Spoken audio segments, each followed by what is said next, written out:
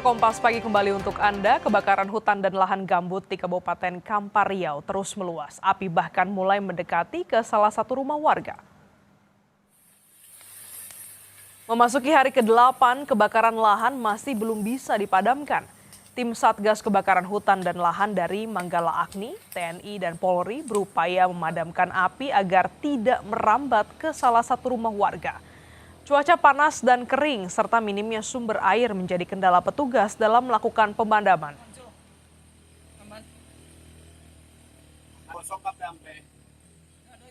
Upayanya ya kita mengutamakan penyekatan dulu. Ini kan kita melakukan penyelamatan kepada rumah warga agar tidak membakar rumah warga kan. Jadi dengan air seminim ini ya kita upayakan semaksimalnya.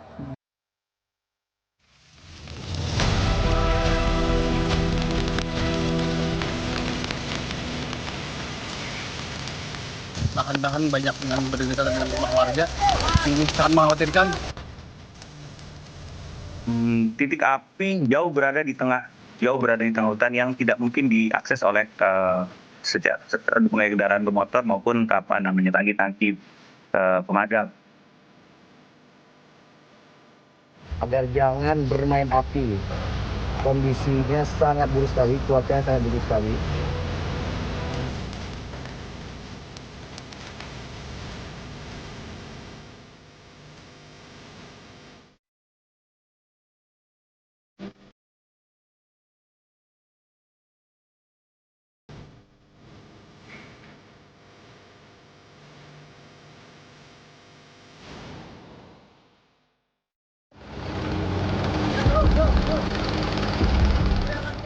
Pekatnya kabut asap akibat kebakaran hutan dan lahan di Kalimantan Selatan mulai memakan korban. Bukan hanya mengganggu pernapasan, asap juga memperpendek jarak pandang, mengganggu aktivitas hingga memicu kecelakaan. Di jalan jurusan Pelai Hari Banjarbaru, jarak pandang sempat hanya tersisa sekitar 2 meter karena pekatnya kabut asap. Kondisi ini memicu kecelakaan lalu lintas antara sebuah minibus dan truk. Tabrakan terjadi karena pandangan pengendara terhalang asap. Melihat kondisi yang semakin membahayakan, sejumlah warga dan relawan turun ke jalan, mengatur arus lalu lintas, sekaligus meminta pengendara memperlambat laju kendaraan. Mobilnya kan mobil Avanza ini merujuk mobil truk ya kan? Ini gara-gara kabut asap kah ramenya? Gara-gara kabut asap nih apa ini? Nah, karena ini hutan-hutan lahan tuh habis terbakar semua. Khawatir akan ancaman kebakaran hutan dan lahan meluas, warga di Banjarbaru, Kalimantan Selatan memadamkan api secara mandiri. Berpacu dengan waktu, warga gunakan peralatan seadanya memadamkan lahan yang lokasinya dekat dengan rumah mereka. Di tengah ancaman anomali cuaca, warga mengeluhkan nasib mereka yang selalu terjepit bencana, yakni kebanjiran saat musim hujan dan terpapar kabut asap hingga sakit pernapasan saat kemarau. Warga berharap ada pemantauan kesehatan dan bantuan masker dari pemerintah daerah. Kami kalau ada bantuan-bantuan dari pemadam-pemadam kayak ini sudah pasrah Pak. Asap bukan hanya mengganggu pengguna jalan, kabut asap juga mulai menyelimuti permukiman. Warga mengeluhkan bau asap yang menyengat serta gangguan pernapasan, termasuk mengancam kesehatan anak-anak usia sekolah. Ancaman ISPA memaksa para orang tua memakaikan anak-anak mereka masker saat berangkat dan berkegiatan di sekolah. Para pejalan kaki juga harus menutupi masker dengan tangannya demi mengurangi sesak napas akibat pekatnya asap. Kekhawatiran kita tuh inilah kalau ada ISPA lah, jadi kita indikan untuk pakai masker. Karena memang anak-anak ini rentan ya Pak? Ya, rentan. Tapi untuk jam pelajarannya ada diundur kah atau gimana? Untuk jamnya ada diundur karena tadi terkendala kabut asap kan kadang. Berdasarkan data BMKG Stasiun Klimatologi Kelas 1 Kalimantan Selatan, kualitas udara dalam beberapa hari terakhir menurun dan masuk kategori tidak sehat. Konsentrasi polutan paling tinggi terjadi pada pagi hari, sekitar pukul 5 hingga 8, saat asap cenderung mengendap di permukaan. Penampakan titik panas kebakaran hutan dan lahan mengepung peta Kalimantan di mesin pencari Google Maps. Dalam peta, memperlihatkan lingkaran merah dengan keterangan severe fire atau kebakaran parah memenuhi peta Kalimantan. Penanda itu berkaitan dengan kebakaran hutan dan lahan yang tengah terjadi. Sebelumnya, Pusat Data Informasi dan Komunikasi Kebencanaan BNPB mencatat ada 1.487 hotspot atau titik panas di Kalimantan. Sementara konsentrasi tertinggi berada di Kalimantan Tengah sebanyak 767 titik, disusul Kalimantan Barat 560 titik, serta Kalimantan Selatan dan Kalimantan Timur, masing-masing terpantau 74 titik. Jadi memang salah satu ciri khas wilayah di tempat kami adalah lahan gambut yang didominasi tanaman seperti tanaman pakis ya, purun, dan kemudian ada pohon-pohon galam yang kalau dalam keadaan kering sangat mudah terbakar. Di bawahnya lahan gambut sehingga kalau terjadi kebakaran dia tidak bisa dipadamkan dengan cara yang mungkin konvensional seperti kebakaran di lahan mineral. Dia perlu waktu berhari-hari untuk bisa dipadamkan secara keseluruhan. Nah itu yang mungkin bisa kami sampaikan. Kalau ternyata kalau ada anggapan bahwa apakah ada aktivitas lain yang berkaitan dengan ini atau disengaja atau tidak, kami tidak berani menyimpulkan. Yang jelas sampai saat ini kebakaran sudah meluas dari Januari sampai dengan kemarin kami sudah ada mendata sekitar 960-an hektar yang lahan yang terbakar.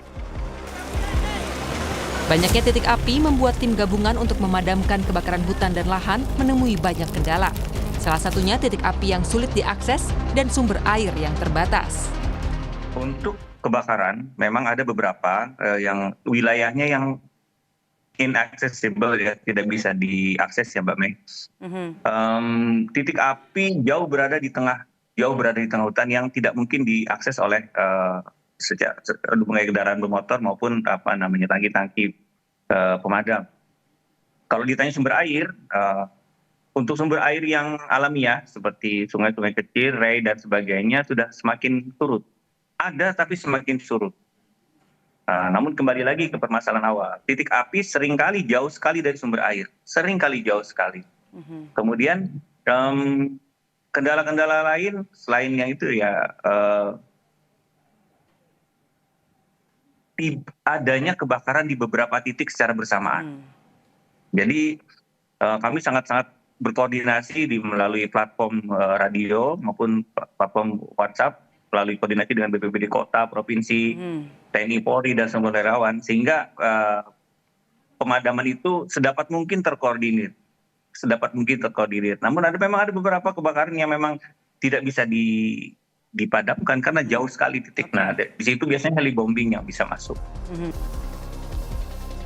Menteri Kehutanan Raja Juli Antoni tegas meminta masyarakat dan korporasi untuk stop bermain api di tengah ancaman kebakaran hutan dan lahan serta siklus El Nino yang datang lebih awal pada Agustus 2026.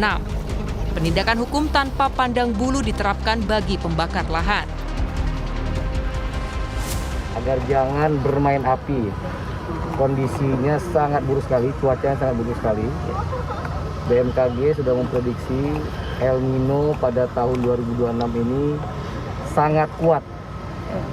Dan itu hampir sama dengan El Nino 2015. Di mana ketika itu seluruh Indonesia terbakar sekitar 2,6 juta. Bagaimana kemudian masyarakat dapat berpartisipasi memadamkan api sekaligus mencegah. Jangan ada lagi pembukaan lahan di musim ini dengan cara membakar. Land clearing dengan cara membakar. Baik itu korporasi yang besar ya, terutama tentu saja yang besar dan juga masyarakat. Namun di tengah ancaman yang semakin nyata, pertanyaannya bukan hanya bagaimana memadamkan api yang sudah terlanjur membara, tetapi sejauh mana upaya pencegahan dilakukan sebelum musim kemarau datang. Sebab jika kekeringan dan kemarau menjadi salah satu faktor yang memperparah karhutla, maka antisipasi semestinya dilakukan jauh-jauh hari. Pemetaan wilayah rawan kebakaran, pembasahan lahan gambut, kesiapan sumber air, pembentukan sekat bakar hingga pengawasan terhadap aktivitas pembukaan lahan semestinya sudah diperkuat sebelum api muncul. Bukan ketika asap sudah memenuhi kota, warga mulai kesulitan bernapas, penerbangan terganggu, dan harta benda mulai terbakar. Situasi ini menunjukkan karhutla bukan sekadar persoalan api yang harus dipadamkan. Ini adalah persoalan pencegahan, mitigasi, kesiapan, dan perlindungan warga. Tim Liputan Kompas TV. Kapolri Jenderal Listio Sigit Prabowo telah mengantongi sejumlah nama yang diduga terkait kebakaran hutan dan lahan di Kalimantan. Polri juga melakukan investigasi untuk mengetahui penyebab kebakaran hutan dan lahan. Yang sedang kita lakukan terakhir pemadaman sekaligus juga